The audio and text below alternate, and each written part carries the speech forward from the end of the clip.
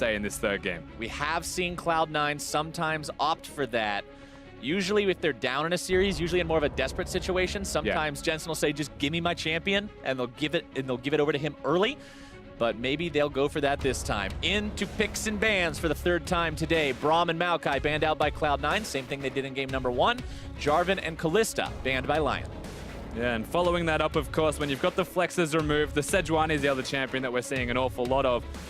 But I'm not too sure we'll see that as a ban because, yeah, exactly that. Sneaky has been playing incredibly well, and I feel like if I was him, Tristana's a pretty easy lock at the moment.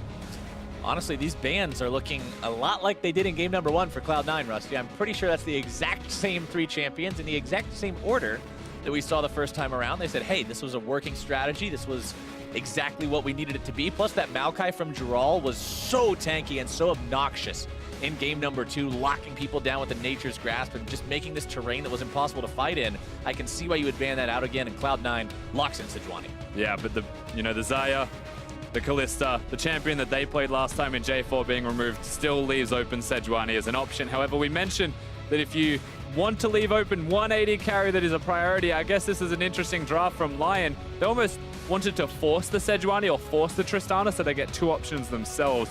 And it's either that Contracts really highly prioritizes Oddie not getting Sejuani, or Lyon just threw the bait out and they said, you can take Tristana, we have a counter. Not how it plays out at all, because once again, Cho'Gath is the other champion that's there with the Trist for red side. I like this from Lyon so far. Yeah, Lyon grabbing themselves 2 really strong picks in exchange for the 1 strong pick they gave up. And when you're on the red side, yeah, you have to give up first pick. Your opponents get first choice of what they want to do. But if you can put yourself in a spot like that where you say, you get 1, we get 2, it's really not that bad at the end of the day as long as you're comfortable playing whatever it is they leave behind. Cloud9 locks in the Shen as their second champion this time around. Some team fighting across the map, protectability, as well as pretty decent laner. Yeah, definitely, and a lot of protection for any kind of AD carry or hyper carry that goes into the middle lane as well, which is one of the roles that we're yet to see through this draft. And so my question with 10 seconds left is, do they prioritize an AD carry with 2 of them gone, 1 picked? Something like the Jinx if it's a Shen hyper carry composition, or that. Oh, the submarine. You can get the Twitch stealthed up, have the Shen ulti on top of him, completely ambush the entire enemy team. Twitch is one of those champions too, just one of the highest outputs for damage in the whole game. It definitely is. Twitch can hyper carry when you get toward the later stages of this game. Now, if you are Lyon, you've seen a Twitch and a Shen locked in, you know that they want a Janna or a Lulu in the support role, something that can build out and censor, perhaps even Karma's going to be there. So what Lyon can do now is they can pick Lulu, they can ban 2 of them, and then they can look towards, if they have to, flexing a Karma in the middle lane or something like that. It means that they can take things away from Cloud9. Let's see how the teams do decide to play this second part of the bans. AD carry, top laner, and jungler already picked for Cloud9, so mids and supports going to be banned out by Lyon. They do ban the Thresh away first, and with Lyon having their bottom lane and their top laner locked in, that means it's mid laners and junglers that Cloud9 will be looking to ban away. Certainly will be. So you're expecting another support from Lyon as their secondary ban. Try and just disempower that Twitch, prevent him from being a hyper carry. It's the first one that we're going to be seeing at Worlds for 2017. And so rightly so, they want to try and prevent him from scaling up where Tristana is relevant for most of the game. It's that team fighting scare that Lyon seem to want to have, and that's why I'm okay with this from Sneaky, if they can get to the team fighting. Cloud9 banning one of those playmaking junglers that Adi had sort of built a name for himself on, the Lee Sin, taken out this time. They don't want to have the potential of having that ever so important Twitch getting kicked to the forefront of the fight, so they'll remove him as Rakan is banned out by Lyon. We know how much of a playmaker that champ is, and they don't want Smoothie on it. Yeah, they get rid of Rakan and Thresh, which are both playmaking utility-based supports. They don't really seem to be worried about a Janna locked in. And of course, with the Twitch, you maybe want someone that has more lane dominance, lane control to make him stronger through the lane as we get a first change in the mid lane, let's say.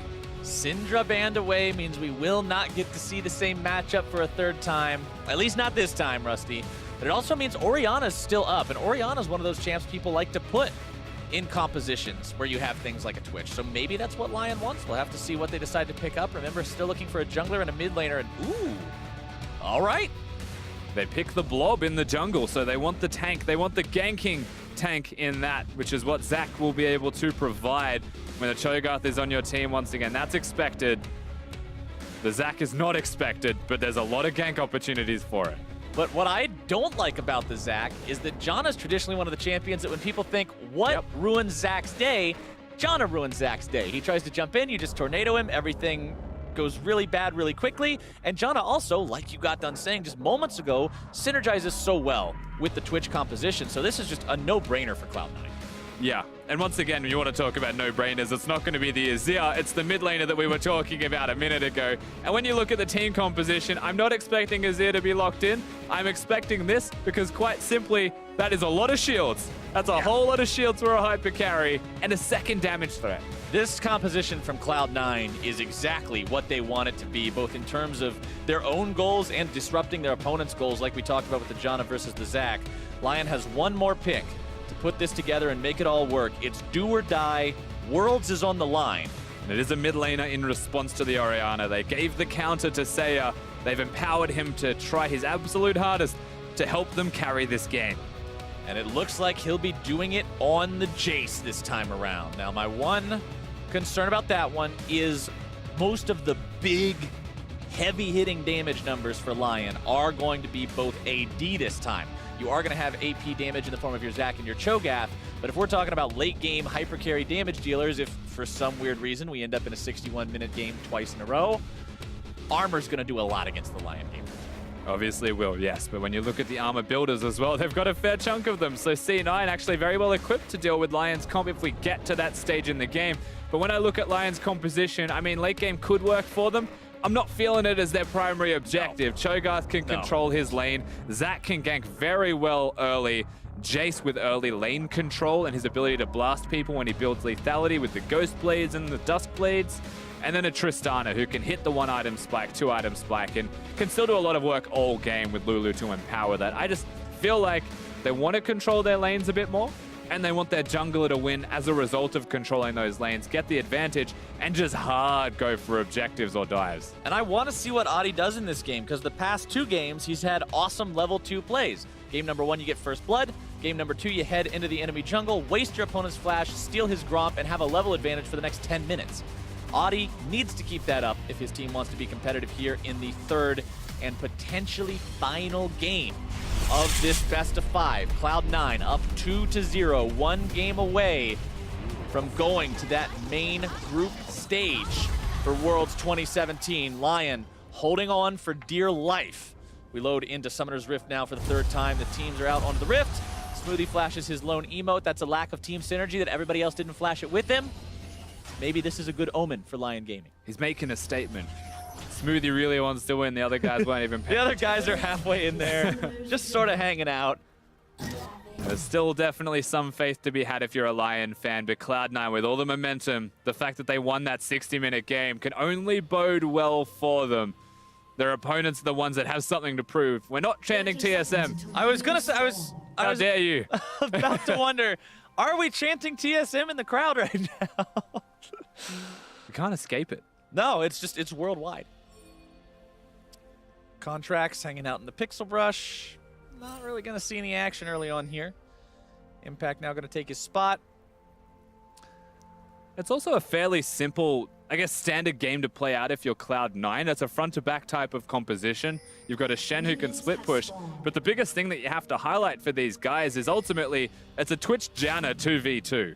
That has no impact on Summoner's Rift. They barely exist until they get one completed item. You're looking at the Ardent Sensor for Janna. Might be a Hurricane Rush from the Twitch as well. I know the LPL loves that. I know that not everyone else always does it to that extent, but seems to be the way to go for the most part. It just means that Lyon have so much early, perhaps tempo advantage if lanes play out as expected. And so for C9, any kind of advantage is a good advantage. Any kind of neutralization of something is great as impact. Speaking of early game moves, this time Adi's the one who's having the moves made onto him. Impact just moving up, disrupting this jungle as much as he can, but he's got to get back to his own lane. Sneaky, honestly eating a lot of damage from that explosive charge. Pops the barrier super early. Welcome to the lane. Genthix has Ignite. White Lotus still has his Summoners. Smoothie going pretty aggro onto Genthix himself. Sneaky trying to get in there for a little bit of extra damage, but Genthix continues to walk away. Yeah, Genthix actually overstays his welcome there with a couple of auto attacks, but ultimately you're still looking at advantage going to Lyon, because Mid lane. Saya gets a good trade for himself. Remember, we have seen this Jace banned out in previous games, so Saya may be able to make some crazy plays on this one. We'll have to see. He is up against that Orianna from Jensen that we've already talked about, being one of Jensen's comfort picks, one of the ones that Cloud9 will often default to when it's time to really hunker down and win the game. Contract working on his own blue buff. Jarrell wanted to come up and try to stop that, but not really any success there. Impact with a not quite accurate taunt. Thought Jarrell was going to go a little bit further forward than he did. I'm calling that a dodge more than a miss, though. I'll give credit to Jarrell for the fancy footwork, actually stuttering and walking backwards to dodge the taunt. But Contracts is here. I assume he's now invisible. There he is. Wants to make sure the Arctic Assault is back off the cooldown, charges in, immediately gets the flash. Yeah, very much a respectful flash from Jarrell, but it's now gone. And so throughout that top lane, there's 5 minutes of opportunity to take him down. Look at the stats comparison between these two guys on your screen right now. These 80 carries that we've been saying these games are all about. Kill participation very close, but a slight edge for White Lotus. Damage per minute very close, but a slight edge for Sneaky. But the KDA, Sneaky with a 17. And the thing is, like, a 17 KDA is incredible, but you don't look at White Lotus and say, oh no, man's got a 7 KDA, that's pretty bad. Like, 7's insane. Ridiculous. I mean, you look at normal stats, people don't have 7s. He's 0-2 in a best of 5 and his KDA is 7. It's a little bit silly. This guy is honestly showing himself as an incredible 80 carry talent, especially from an emerging region. Right now, finds himself on the losing end of a trade against Sneaky and Smoothie. Sneaky running out of mana pretty quickly, though. And yeah, so at first you look at the trades that Genthix was having with Smoothie and saying that it doesn't matter too much. And the reason that I said it doesn't matter too much is quite simply because Genthix starts with 3 potions when you're playing a support, just in any lane. But now he has no potions left and is still at half health, which means that C9 have just outright won this in the 2v2. That's a Tristana Lulu just losing to the Twitch Janna.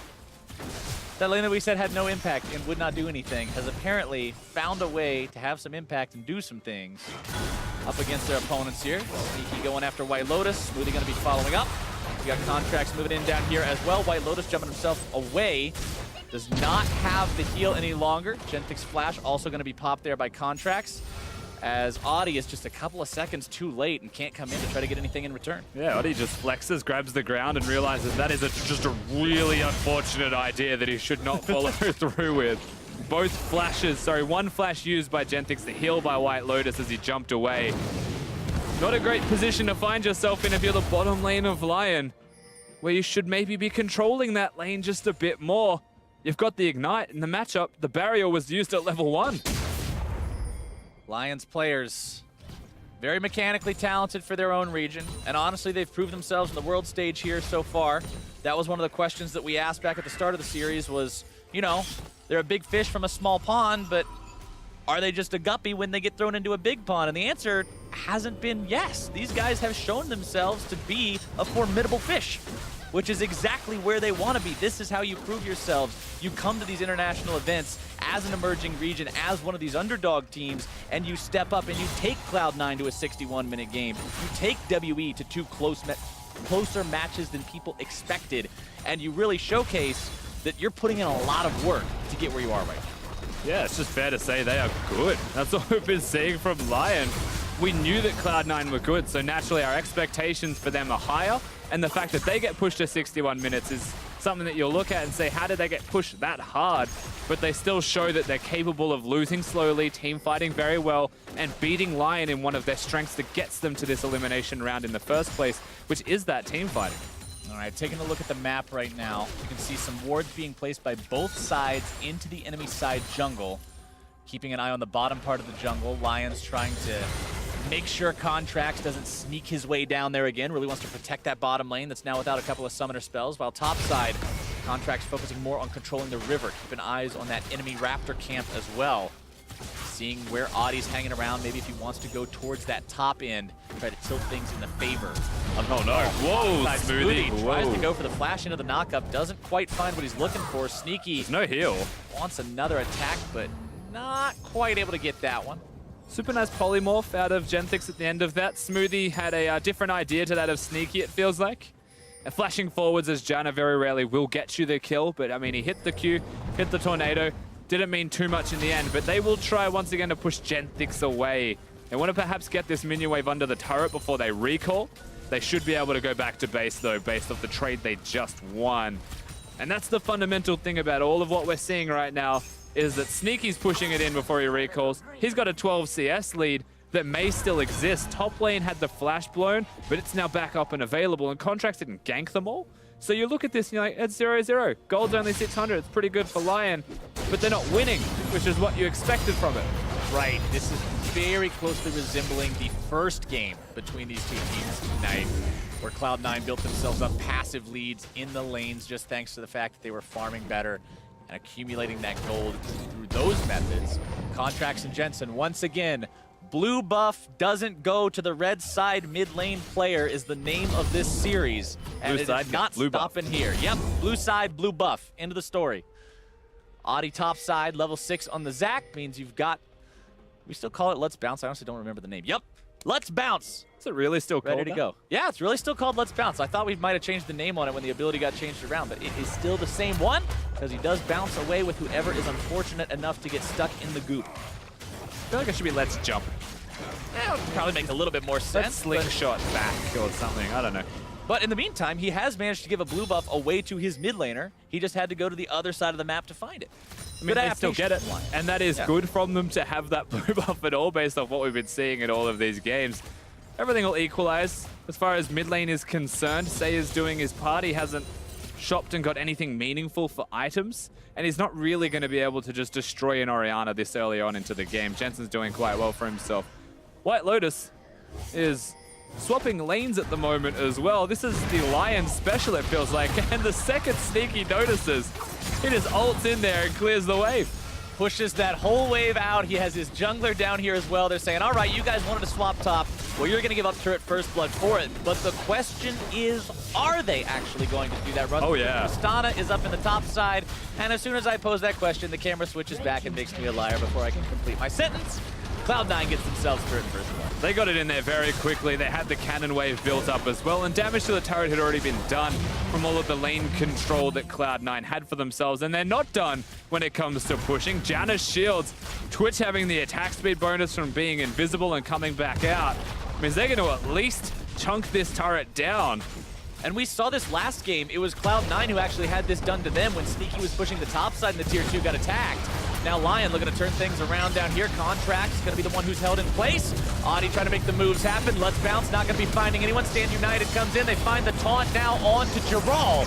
Nearly taken down there by the auto attacks from Sneaky. Barely gets himself away. Really deep from impact, but everyone's going to survive in the end. Nice cancel from Sejuani onto the Zac, as that is one of the longest arms you've ever that's a seen. really long arm. I was surprised that connected. I'm not too sure how it did, but it did.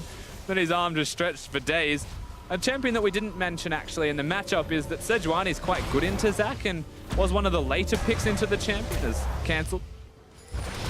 Okay, Audi tries to go after Smoothie, but Smoothie says nope. Pops the ulti, denies him that one. Saya underneath his turret for now, facing the wrath of the Jensen Orianna, who's currently up just an ever so slightly to 5 CS, but Lyon is knocking on the bottom lane turret, seeing if they can take this one down, get themselves an overall objective advantage, and I think they will. And they just actually upset Cloud9's tempo by staying down here in the bottom lane. They had a lot of pressure done from the level 1 through 3 phase when they were pushing in consistently, doing damage to the enemy structure. But ultimately, Cloud9 overstayed to do damage to the bottom lane inner. And that's where they're made to punish for this, because they have to go back to base. Lyon do not need to go back to base, as they were the ones reacting and responding. And so they'll get the turret trade, which ultimately gives them the advantage, because Cloud9 only traded damage onto one, not the kill. But here's the funny thing, Rusty. 11 minutes into the game, still 0-0 in kills. Cloud9 is down in turrets, but they're up almost 1,000 in gold. And again, we have to go back to the farm. We have to go back to the individual mechanical player and champion matchups. Even like the ones we were talking about that you would expect the Tristana to win in bottom lane, and then they don't. They're losing by the most as well when you want to contrast those, as White Lotus has just found contracts. But you're right, when we look at the farm values, you can see how that translates to the gold as well. I mean, the gold difference isn't substantial everywhere or anywhere, but there is a difference everywhere. And even though it's a small amount, you know, 400 through support or like 300 through AD carry, at 12 minutes in the game, that starts to add up, and perhaps they finish an item one wave sooner. perhaps it means that they'll get to the objective 1 minute earlier or have one extra ward, and that can make the difference in a game like this. League of Legends, the game of inches more often than not. Which team can manage to just eke out that slight advantage for themselves? Sneaky invisible here in the mid lane. Maybe he can bait a trap. Goes for Saya. Accelerated gate shock blast takes off half the Smoothie's health in one hit. That's the problem with playing Janna. One of those big spells finds its way onto you, that sucker is gonna sting. And he wasn't even aiming for Smoothie, but that's just what happens when you're an Ardent Sensor support up against a lethality user in Jace. Saya's going to be able to do a lot of damage to Smoothie, but it was nice from Sneaky to get in there. Of course, the 2 shields on the Submarine Twitch will have an impact, just not yet, because honestly, he's just running around with a Zeal and Berserker Greaves. He attacks quickly, but it's not for a whole lot of damage. Yeah, that's about it. You shoot really fast, but not really hard. Contracts jumping in there to steal away the red buff. We'll take that one for free. Thank you very much, Oddie, for the leash. Just wins the smite battle, I believe. But he doesn't even cast smite. I'm not even sure, yeah. Still off cooldown. Oddie smited and just didn't time it right. Oddie cooked it. Unlucky. Sneaky building towards what might be that Runeance Hurricane you were talking about. Maybe he'll just leave it there, go for a different item first instead. Just wants the Zeal, but and I guess not quite sure. For reference as well, the reason that you can go for Runeance Hurricane when you've got a Janna on your team is usually the answer to that. Is the Ardent Sensor? Ardent Sensor and the shield that she gives being base AD as a bonus. You get to hit multiple people, attack faster, 4 more damage. It just means that Smoothie is attached at the hip to Sneaky, and there is no way that they should ever separate, and if they do separate, they're both useless unless they're both together, and then they're like a super machine. We talked about how synergistic this Cloud9 draft appeared before this game started, and honestly, Cloud9's drafts are something that sets this team apart both in their domestic play in the North American LCS and here in the play-in stage in 2017. Like, coming into this, we were talking about who's going to adapt to the meta the best, who's going to figure out the world's meta and be able to draft properly. Because you can have a great team, and if they draft like a bunch of goons, they're not going to live up to their potential because they simply are not playing optimized champions. Cloud9 has managed to draft themselves an incredibly coherent team composition, especially against what they're up against. And what you were explaining about the synergy between the bottom laners is a perfect showcase. Yeah, it just makes a bunch of sense, right? Pick a team composition that's super easy to execute, or is very difficult to execute, but in the most simple way possible, right? Like, Twitch needs to be a hyper carry. Well, how do we make that easier? 3 shields. Suddenly, Twitch is harder to kill, Twitch can hyper carry. So it's all about minimizing any kind of risks. And right now, with how they've been laning, the fact that we're at 15 minutes in the game and it's 3-0s, it's going pretty well. Dear Lord, Jensen almost finding the solo kill onto Saya, but now he's the one who's going to be caught out. Stand United onto him from Impact. Accelerated shock blast may come through, not finding its way onto Jensen just yet. The turnaround onto the enemy jungler. Smoothie is here as well to keep these guys safe, popping the heal, and first blood over to Cloud9's mid laner. There's no teleport from Giral to keep them alive, so the kill's going to go down. Almost 2 with the blinking health bars of Saya. Cloud9 the first to make the play. And they're not just making the play for the kill, they dove mid lane, and they're still looking. You can see Contract stalking. Fires off the ulti, finds his way onto Gentic, who is just deleted as the rest of Cloud9 all together as one 5-man unit takes down the tier 1 turret in the mid lane, completes that outer ring, and gets themselves a 4,000 gold lead at 16 minutes. This does not look or feel like a 4,000 gold at 16 minutes game, Rusty, but it is. It certainly is. I mean, we just watched Genthix pop like a balloon. Just walked at him with pins and just pinned a tail on him. Like, good night, Genthix. We get to watch what happens in the middle lane as well. Very good from Jensen. He just knows he's damaged. He knows he's spiked with the Morellos. One auto was very close to the kill, but it's the Shen ulti. It's the fact that, like, look at Smoothie on the bottom of the screen, walking between 2 turrets to come and shield Jensen. He knows exactly what the goal of the team is. That's protect the damage dealers. And at this point, no teleport to keep the Zac alive, so he'll have to die. And he is the sacrifice for the Jace. And Impact did so much damage to Adi there. Like, the Titanic Rush Shen, when we were talking about this pick in the draft, I mentioned, I was like, hey, this is great. He defends the guys in the bottom lane, but he's also a pretty capable fighter in the top side. And when you've got that Titanic Rush, because you're not really worried about needing to be a huge tank right from the start, yeah, it's great. I mean, realistically as well, he's against a Abyssal Mask Cho'Gath. Yeah. Instead of rushing the Righteous Glory, having any kind of armor. I mean, Shen's auto attacks will now be hurting. He'll also be clearing waves exceptionally well. just by having that item rushed. Cho'Gath is going to find himself super tanky against magic damage dealers. But if Twitch is ever onto him and is auto-attacking freely, you would imagine that Cho'Gath will also be popping like a balloon. Yeah, to a degree. He'll be doing his Genthix's mid and Cloud9 is collapsing impersonation, which is what he wants to avoid at all costs, because this is what we were talking about in game number 1 as well.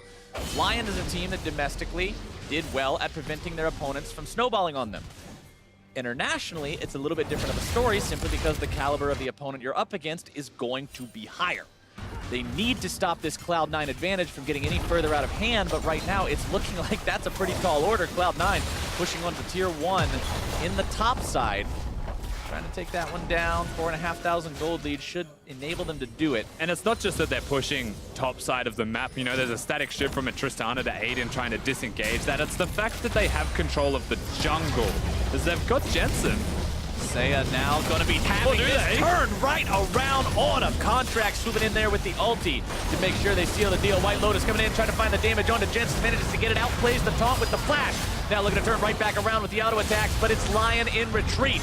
Smoothie and Impact here, trying to chase these guys back down. Sneaky's going to be coming in from the flank any moment. Needs to get the attack speed in there, throws out the contaminated flask.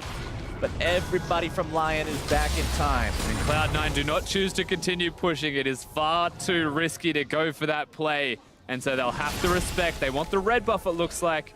Contracts has already started that one off with a leash. So they'll take the outcome here, being, you know, a slight advantage for them. Red buff going over to Sneaky. But my God, just take a second to appreciate how good of a player White Lotus is again. I know it's weird to say after C9 just got a good trade. You just watch that Tristana in that last play, and it's just pretty. It's so pretty. I mean, White Lotus played it well, but I've also got to give props to Jensen and Contracts. Let's take a look at this one more time as Audi goes in. And it's good, you're right, from Jensen and Contracts to know they can kill the Jace. They've already done the damage test last fight, and because he gets blasted, but this is where White Lotus will come in. It's just straight flash, so clean, and then jumps out to safety with the rest of the reinforcements here. And it's the one play like that, and ultimately why I'm talking about that, is no, I'm not.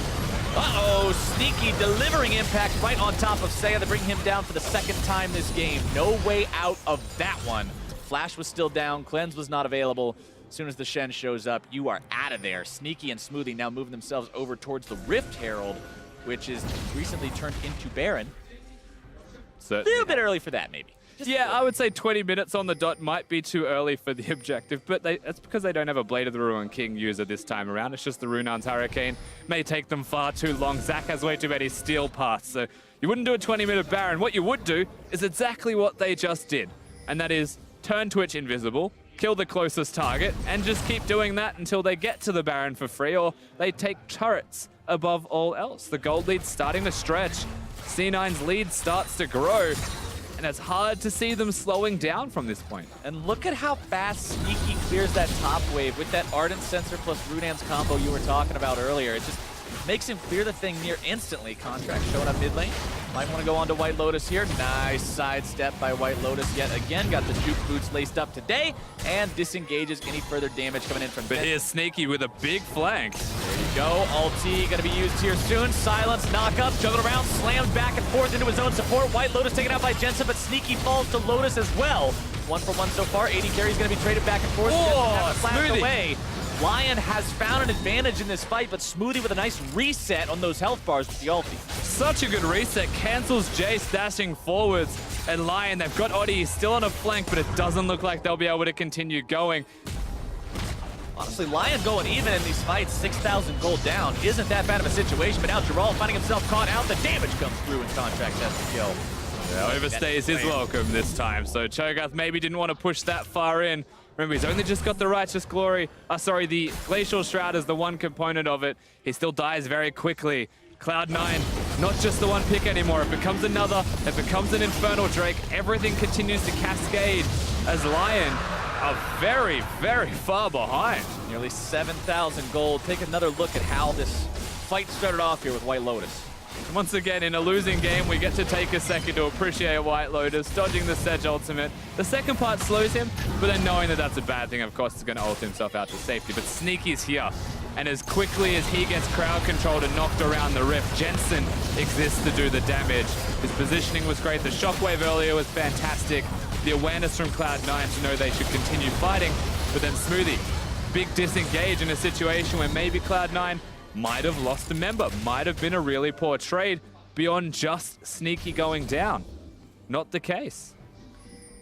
4-1-2 on Jensen's Orianna, by the way, this game. 100% kill participation, 225 CS. So meeting that 10 CS per minute mark easily. This is the kind of performance that I was talking about when I said the comfort pick, the pick that they go to when they really just need to win the game. And he's showing up on that performance so far.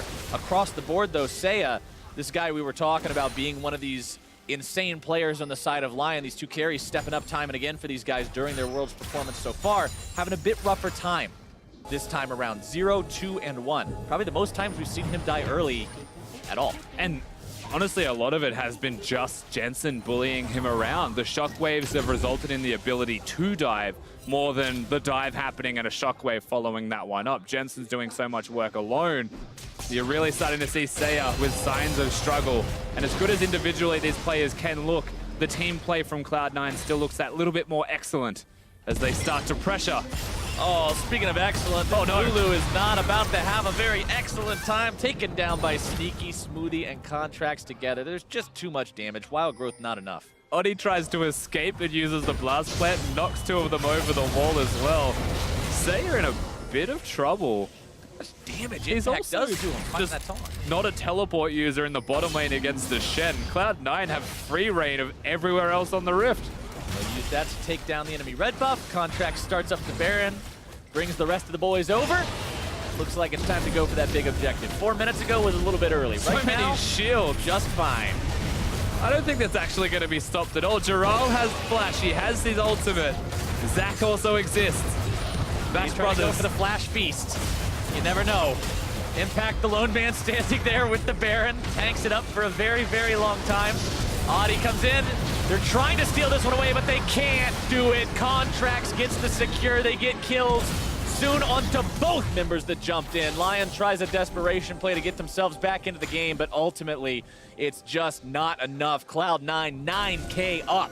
25 minutes in. It took them a second, but they did, of course, realize in the end that Zac was still inside the pit, just in his passive form, so Shen will lock it down. Sneaky straight to the side lane with the Baron buff there. Good shockwave timing from Jensen to make sure the Feast couldn't go off, but they couldn't get the steal. And great work from Contracts, it seems, to secure that Baron at all. White Lotus getting himself stunned up. The damage and the CC from this Cloud9 team coordinating those nearly takes down the enemy AD carry, but Gentic's there with the shield and the Wild Growth to keep him alive. Yeah, they may not get him, but of course they will still get the turret as we watch his Contracts go straight over the wall to deal with the Cho'Gath. Really like his target priority there, going for Cho. Smites of an equal value, of course, and then flashes over the wall. Being one level ahead, his Smite's even slightly larger. And just like that Cho'Gath, I even saw the animation, I think, for a second of the Feast. Cancelled by Jensen's Shockwave. Jensen now having a Luden's Echo as well means those shockwaves are going to do that much more damage if they're the first thing to hit you. So you've really got to be aware of that ball positioning, exactly like we saw Cloud9 have to do when it was Seiya on the Orianna in game number 2. Lyon is going to have to do the same thing against Cloud9 here. Of course, their job is going to be much more difficult. Being down 11K 26 minutes into a game is no small deficit. These guys are going to have to outplay like crazy to hold the line against Cloud9 here as they push up the mid lane. They find the 6th turret of the game. They have to head into the enemy base now. I mean, frankly, Lyon need to do a near impossible feat right now to try and prevent this onslaught from Cloud9 getting into their base with how clean they've been able to play League of Legends right now. How simple it feels like it is for C9 to just execute on these strategies. How about this one as well? Here we go, forcing the flash and the cleanse away from Seiya. That's double summoner spells on the enemy mid laner. For only the single summoner spell of Impact, they've managed to potentially catch Giral out. Impact always looking for those taunts, always looking for the lockdown. Giral gonna lose about half his HP. Adi trying to go in Contracts with a very nicely timed interrupt, and Contracts and Sneaky and the rest of Cloud9 have found 2. Looking for number 3. Seiya's got no way out. He's gonna fall to Impact. White Lotus the next man to fall. The double kill for Sneaky. And Cloud9's looking to put this one in the books almost as fast as game number 1. The inhibitor goes down. Lyon is aced. Cloud9 may have had to go through a fight in game number 2, but game 3 was just them putting the final nails in the coffin. They will find their 3-0 victory and punch their ticket to the main group event at Worlds 2017. Game 1 was clean from Cloud9. Game 2, they were pushed to the limit, but you're right, we come into this third game and suddenly they look reinvigorated all over again. Nothing was going to stop this C9 roster from making it to the main event. NA's got 3 teams to be representing them. Cloud9 seemed frustrated to have to go through the play-ins, but they put on one hell of a show while they were here, not dropping a single game, a 7-0 record, clean throughout the 2017 play-in stage. They will move on to the main group event further in Wuhan, and they will have an even more difficult task there. You have to stop, you have to celebrate, be glad for this team where they've got with their victory today. But the fact remains, this is only the beginning. The real challenge now starts as you go up against the rest of the teams that are already in the main event, that are already in that main group stage, because it's going to get a lot harder from here on out. Absolutely. It's not going to get any easier than this tournament if you are C9, but how they got there is important to me as well, because this was a full team effort in game number 3 from them. Pretty much everybody had incredibly high kill participation. Jensen, in this case, was the superstar with 100%, and just a really strong team showing to get them to that position. Cloud9 made one hell of a mark here in their final game in the play-in stage. They'll be moving on to the groups, and to hear how they took that series in game 3, let's send it over to Dracos in the desk. Before we get into it, Flowers, I think I want to give the NA correspondents here the opportunity to celebrate. Cloud9 has officially made it into groups. It's the 3rd NA LCS seed coming in. Mark, is there anything special? Yeah, absolutely. I took the time to actually create myself a little celebration dinner. It's a traditional American meal of meat and carbs. I can't wait to get into it, but I don't want to rush eating it. Oh, also, Zyrene, don't worry, I got something for you. I got a little apple crisp. Oh, hell yeah. So you can dig into that when we're done. Thank you, man. Okay. We're done.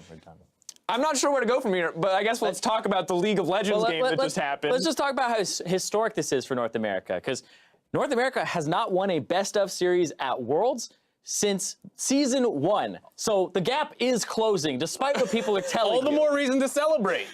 All right, but how did they do it, gentlemen? I'm glad that they did it. I'm glad that you are willing to die from that meal to celebrate.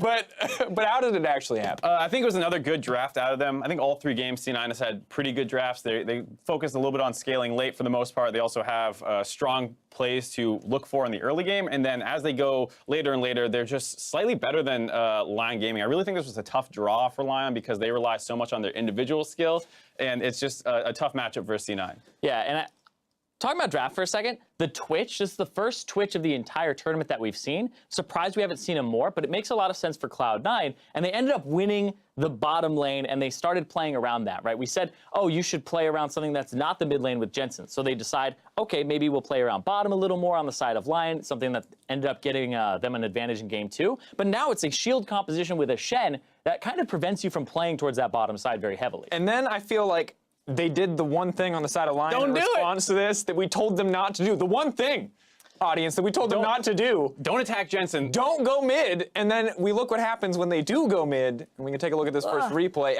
Ultimately, this is why you don't want to mess with Jensen in the mid lane. Yeah, the counter pick was not working out super well. They start pressuring solo, so of course Audi comes in to try and turn this one around, but C9 is always ready to defend Jensen. He gets that Shen ult to help bring him in, and you see the entire rest of C9 is collapsing in through the bot side, so just really heads up play out on them. It did work a little bit in game 2 attacking Jensen, but that was after they built the lead elsewhere. This time around, without any real pressure going down, if you instantly try and attack Jensen, C9 is ready to respond. Yeah, they did a fantastic job, but I feel like playing around mid is something that you have to do eventually in the game. It just happens, right? It's a central part of the map, it gets you everywhere else. So we're saying don't play around mid.